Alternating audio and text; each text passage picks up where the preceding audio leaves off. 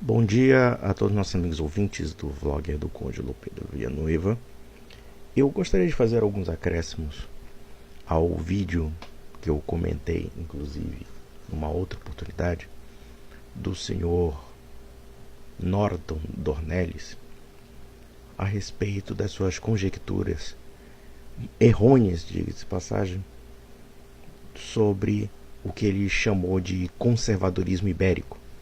Em particular, sobre o fato de que esse alardeado conservadorismo, embora os tradicionalistas ibéricos não usem esse termo, pelo contrário, eles são críticos desse termo, uma vez que eles afirmam que conservadorismo de fato segue as tendências não somente das revoluções liberais na Inglaterra, como também na França, no caso da Revolução Francesa, e, portanto, a realidade do mundo ibérico é bastante diferenciada nesse quesito, uma vez que, quando se alega uma tradição no mundo ibérico, nós estamos também falando não somente das instituições costumeiras, das instituições orgânicas que surgiram a partir da Idade Média, como também da influência da Igreja Católica no ethos e na formação moral, como também filosófica e teológica do mundo hispânico, como também do mundo luso.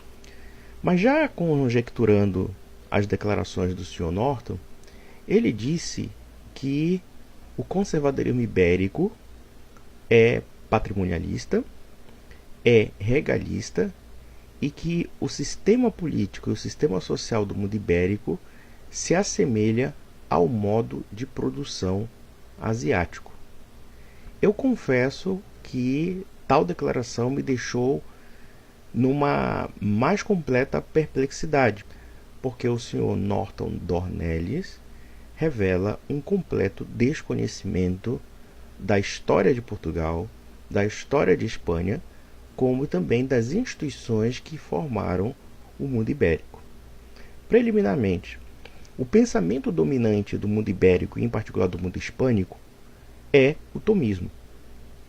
Ou seja, dentro do ponto de vista filosófico, se nós analisarmos os grandes teólogos, né, seja da escola de Salamanca ou então de Coimbra, como também inúmeros outros padres que formaram o pensamento político hispânico nos séculos XVI e XVII, nós vamos perceber que a influência de São Tomás de Aquino é muito forte no pensamento político espanhol e também, por definição, português.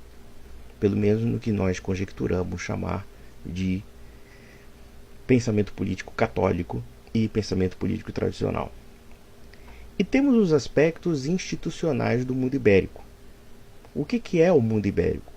O mundo ibérico é um tipo de estrutura social que se consolida dentro da perspectiva medieval dos estamentos orgânicos, das municipalidades e das autonomias forais em detrimento de uma centralização. Se existe algo no mundo ibérico, é a completa antítese do modo de produção asiático, porque o modo de produção asiático é um sistema absolutista, é um sistema onde uma entidade monárquica ou uma entidade de chefia domina praticamente todo um país e as pessoas como se fossem meras propriedades desse autocrata. A autocracia nunca existiu na Espanha e tampouco em Portugal. Pelo contrário, se existe uma característica hispânica, é a quase anarquia. Ou seja, por que nós temos um histórico de inúmeras guerras civis na Espanha? Em parte porque o sistema político espanhol, de fato, é um sistema em que existem inúmeras autonomias forais, inúmeras autonomias foeristas, que contrabalançam não somente o poder do rei, como também de outros estamentos sociais. Vamos analisar, por exemplo, talvez um dos grandes reis da Espanha, como Carlos V, que foi imperador do Sacro Império Romano Germânico e que foi talvez um dos maiores imperadores da história. E nós vamos perceber que quando ele chega em 1517 na Espanha, a primeira coisa que se faz é uma piada sobre a boca dele, porque ele tinha uma proeminência, um prognatismo, né, que era uma deficiência típica da família dos Habsburgos, em que o maxilar inferior era maior do que o superior, de tal forma que ele ficava com a boca aberta. E um espanhol muito pitoresco disse: Senhor Imperador, Sua Majestade, fecha a boca, senão vai entrar mosca.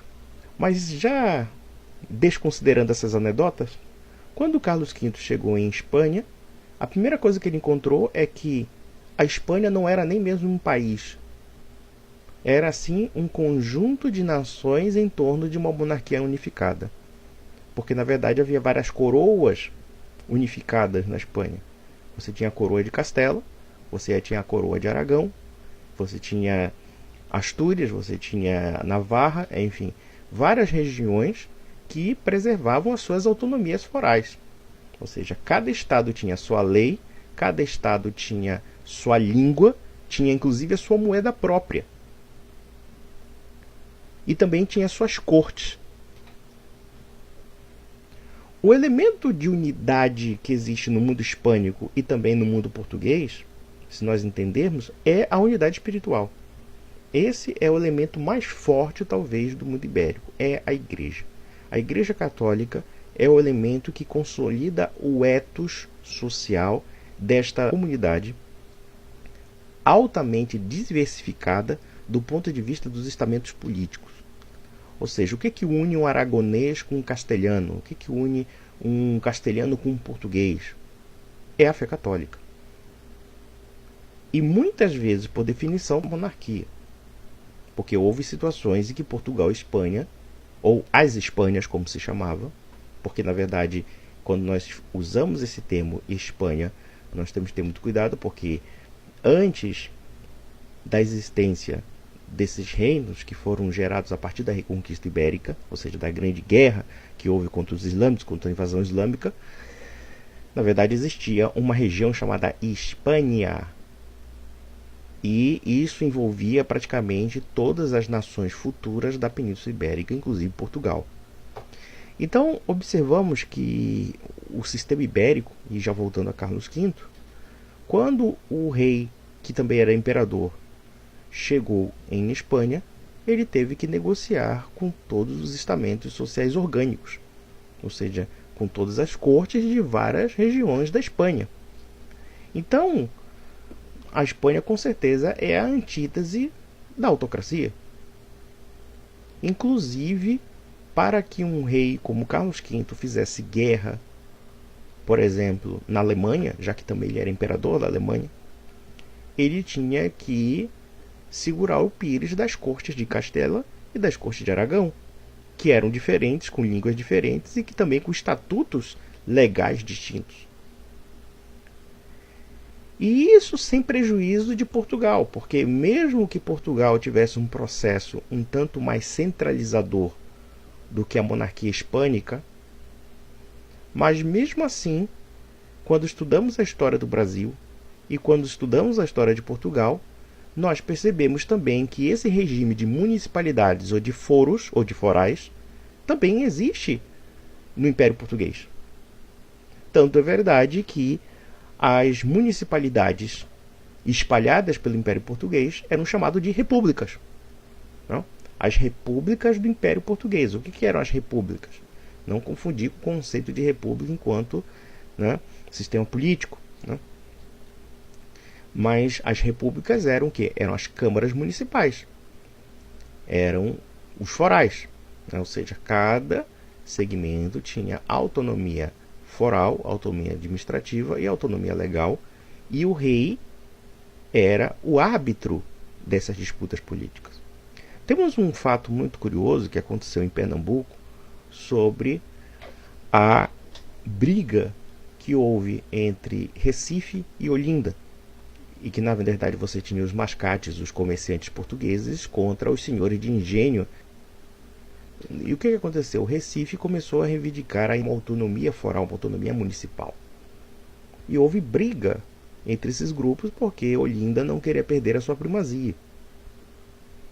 E o que aconteceu? Quem arbitrou a disputa foi o rei de Portugal, Dom João V. E foi dada autonomia administrativa a Recife. E vejam que, dentro do mundo ibérico, as relações de poder, as relações de alianças são baseadas num conceito dentro do medievalismo, ou seja, são associações familiares, associações corporativas, associações estamentais, que destoam completamente do conceito do Estado moderno, que é uma burocracia impessoal, uma burocracia racionalizada e também uma burocracia que mais parece uma grande engrenagem de um sistema centralizador. É justamente o contrário. Nós percebemos que o sistema ibérico é um sistema de colaborações mútuas de vários estamentos sociais. Ou seja, chega do minoritário do município mais distante até a figura do rei. E o rei raramente intervinha nos assuntos da municipalidade. Nós podemos também transferir essa questão para a América Espanhola. Se nós observarmos, por exemplo, o que causou a guerra civil na América Espanhola, que gerou o processo de independência, porque nós temos que entender que era guerra civil mesmo, uma vez que a América Espanhola era considerada monarquia hispânica. Nós vamos perceber que no século XVIII há um processo de burocratização da monarquia espanhola. Um processo que começou a quebrar as autonomias forais da elite criolla que existia na América Espanhola. Inclusive, quando nós observamos a resistência, ou pelo menos a rebelião contra certas atitudes de alguns vice-reis, ou pelo menos do rei da Espanha, nós observamos que, na verdade, essa rebelião começa primeiramente católica. Por quê? Porque o rei da Espanha estava quebrando certos acordos ou certas tradições que eram costumeiras dentro do mundo ibérico. Ou seja, o respeito às autonomias administrativas e autonomias municipais. Aí eu pergunto para vocês uma coisa: onde é que isso está alinhado ao modo de produção asiático? Isso não tem a menor lógica, não tem o menor sentido.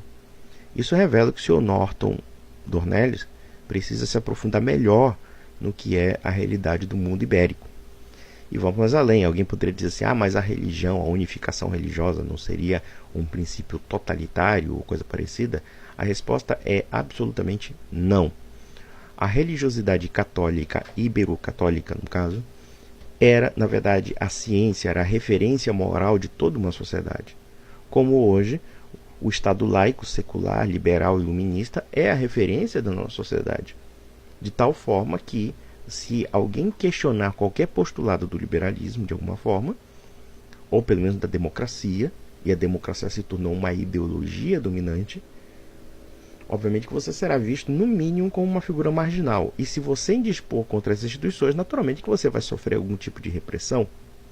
No caso em questão, a igreja, como um elemento espiritual de ordem, como um elemento de ciência dessa sociedade, ou seja, daquilo de como a sociedade comporta, no sentido moral, no sentido ético, no sentido da sua cosmovisão, os seus valores eram protegidos por todas as instituições, desde o município minoritário até a figura real. Então observem que a visão do senhor Dornelles é não somente errônea, como também estereotipada, baseada justamente nas conclusões dentro do mundo anglo-saxônico, que de fato criou essas mistificações e esses estereótipos grosseiros sobre o mundo ibérico e em particular sobre o Império Espanhol e o Império Português. Em outras palavras, se existem princípios mais autonomistas, e vou ser mais contundente, não somente princípios municipalistas, como ainda muito mais autonomistas do que propriamente o que ocorre no mundo anglo-saxônico. Aliás, o mundo anglo-saxônico tem muita coisa da tradição medieval antiga, ainda que modernizada por um princípio administrativo que muitas vezes não é correlato a esses fundamentos. E quando nós falamos da questão do personalismo ibérico, que muitas pessoas confundem erradamente com patrimonialismo, e nós temos que ver que esse conceito, na verdade, é emprestado da análise de Max Weber, né, e de alguns outros sociólogos, né, dessa confusão entre o público e o privado. O que nós temos que entender é que a concepção do público e privado, tal como nós entendemos hoje, é uma concepção eminentemente moderna introduzida pelo Estado liberal. E que, claro, foi desenvolvida a partir da monarquia absolutista. Ou seja, que existe um âmbito privado distinto do público. No mundo medieval, essa distinção era bastante tênue, porque uma pessoa que cumpria, digamos, um papel social, seja de nobre, seja de clérigo, estava atrelada à pessoa de quem exercia esses cargos. Ou seja, essa divisão entre o público e o privado acabava se confundindo na própria pessoa. Então vejam, por exemplo, a figura do rei, que inclusive o Sr. Norton Nornelles defende, pelo menos a monarquia liberal, a monarquia dos Bragança. Ora, por que Dom Pedro I, Dom Pedro II, por que a família de Bragança governava em detrimento de outras famílias? Porque os princípios personalistas da monarquia se ligavam a uma tradição e a um vínculo de privilégio à família real. Na Idade Média, quando nós entendemos o conceito do privilégio, nós estamos falando também do quê? Do direito privado, ou seja, de uma prerrogativa, de uma função que está ligada a mim e a minha família. E que eu, dentro dessa prerrogativa e função, eu tenho uma obrigação de cumprir os elementos finalísticos daquilo que eu me assumo como monarca, como um nobre, como um clérigo, ou então como comerciante, e assim sucessivamente. Então, o personalismo ibérico é isso, é o quê? A autoridade está inserida na pessoa concreta, real, não está inserida numa abstração de um cargo. Ainda que você tenha um cargo eclesiástico, ainda que você tenha uma função de monarca, mas essa função se confunde com a própria pessoa. Porque ali ele se entrega, porque ali ele cumpre fielmente aquela função dentro da atitude pessoal que é conhecida por todos, porque as comunidades daquela época eram pequenas, as cidades eram pequenas, enfim. E, de fato, ele é reconhecido pela importância que ele tem com relação àquilo que ele tem que cumprir. Então vejam que o personalismo ibérico, basicamente, não reconhece outra autoridade senão aquela autoridade que ele confia, senão aquela autoridade que ele conhece, senão aquela autoridade que é conhecida. Então, quando nós entendemos a relação dos nobres com a população, dos nobres com os servos, dos nobres com os homens livres, era uma relação de compadrio, como acontece no Brasil.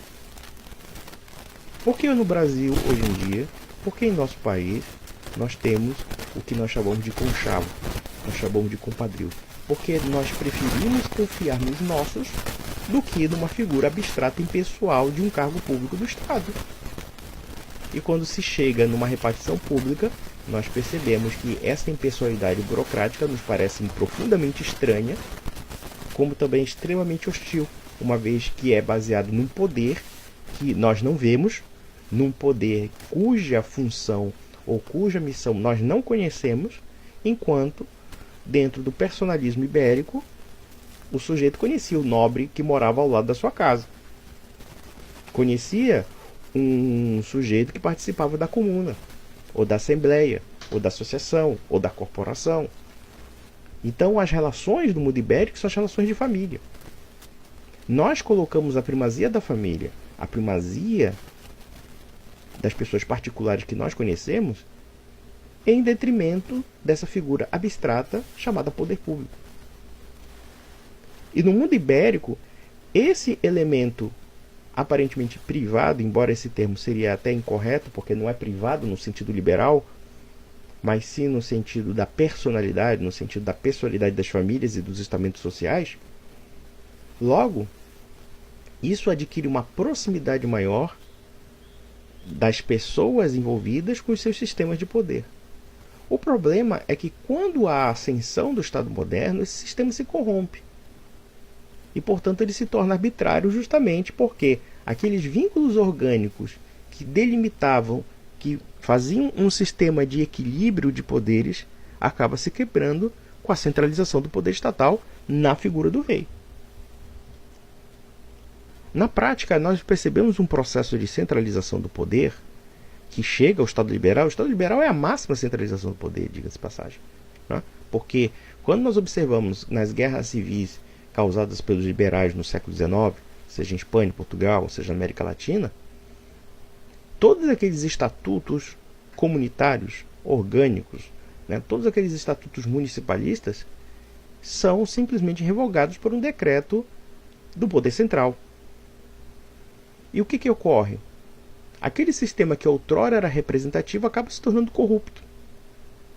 Porque as pessoas continuam tendo seus mesmos laços pessoais, os seus laços de compadrio, os seus laços de família, e resolvem os problemas nos laços de família, como era feito no mundo medieval, como era feito no mundo do Antigo Regime. Então, eu queria só expor essa explicação para mostrar, para simplesmente corrigir os equívocos graves do Sr. Norton Dornelles e para que ele aprofundasse sobre o que ele acabou de dizer. Então, meus amigos, um grande abraço.